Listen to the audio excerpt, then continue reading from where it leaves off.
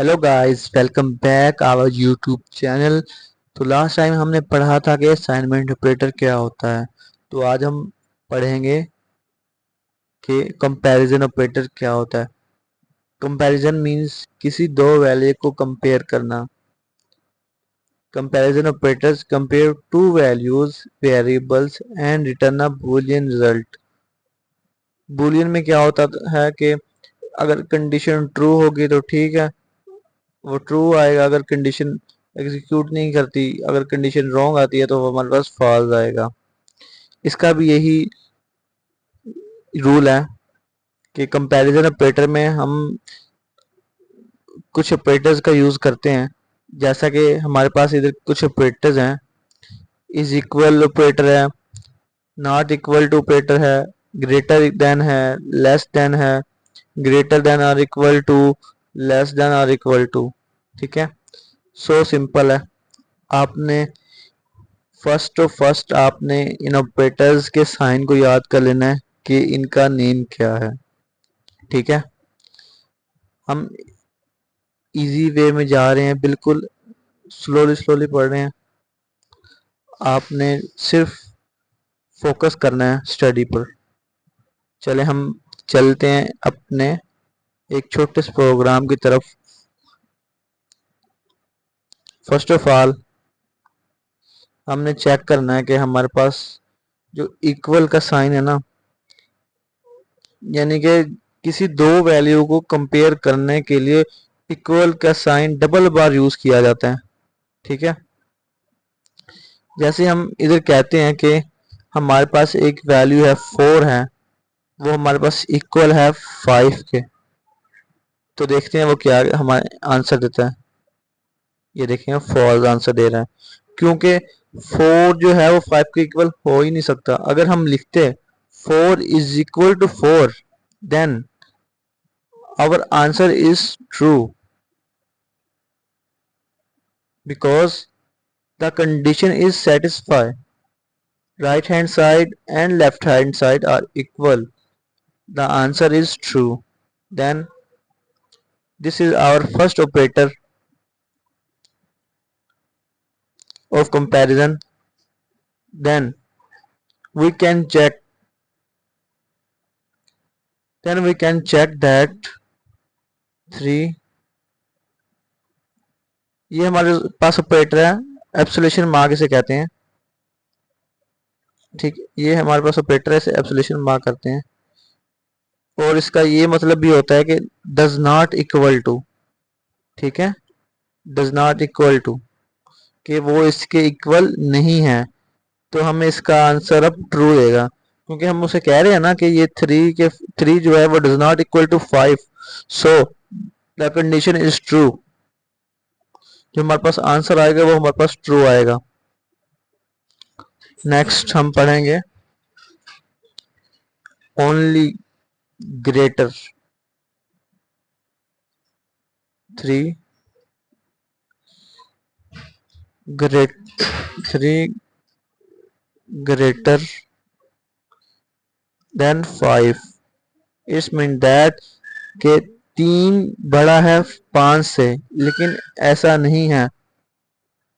3 जो है वो छोटा है 5 से। ठीक है, तो हमारे पास ये कंडीशन फॉल्स आएगी। This condition is false. Next हमारे पास है लेस देन, मीन्स के 5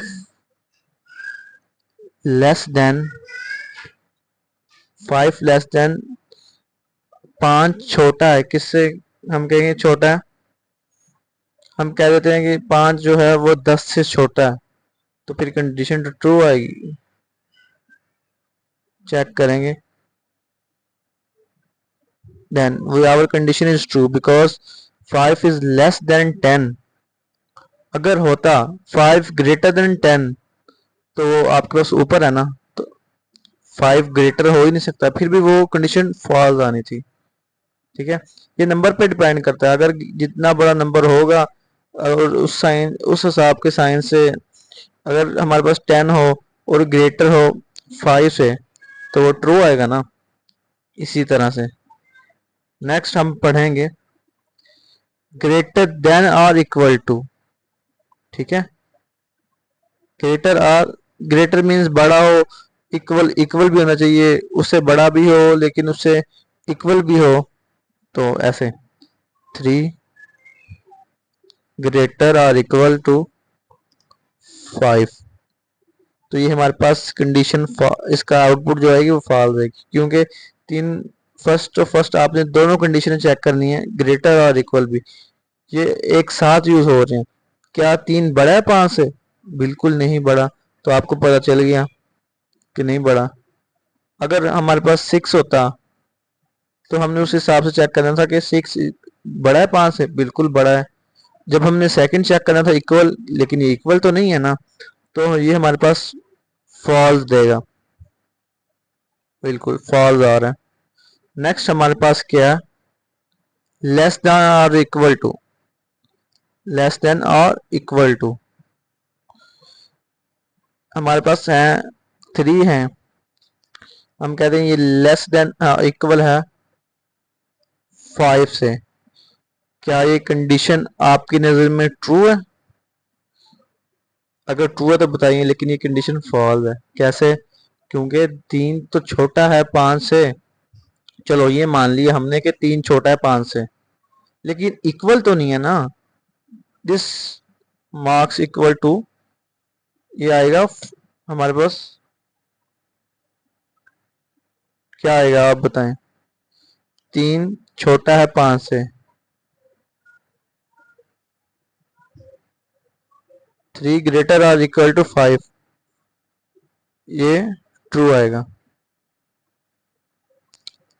then our program is executed successfully. तो ये कुछ ऑपरेटर्स हैं जो आपने इनके नेम को याद करना है, जो कि बहुत इजी हैं। ठीक है, आपने भी इनको करके देखना है। फर्स्ट ऑफ ऑल आपने ऑपरेटर्स के नेम को याद करना है। जब हम किसी दो वैल्यू को कंपेयर करेंगे तो उसके लिए इक्वल टू का साइन आएगा, इक्वल टू का साइन 2 बार यूज होगा। ये exclamation marks is equal means के डज नॉट इक्वल है, ये वाला इसका साइन का मतलब है ये ग्रेटर है, और नीचे वाले का साइन का मतलब है ये लेस है। ठीक है, और जो इससे नीचे है वो है ग्रेटर और इक्वल। ठीक है, और ये है जो नीचे ये लेस देन और इक्वल। सो सिंपली इतना सा काम था हमारा। आज हमने पढ़ा है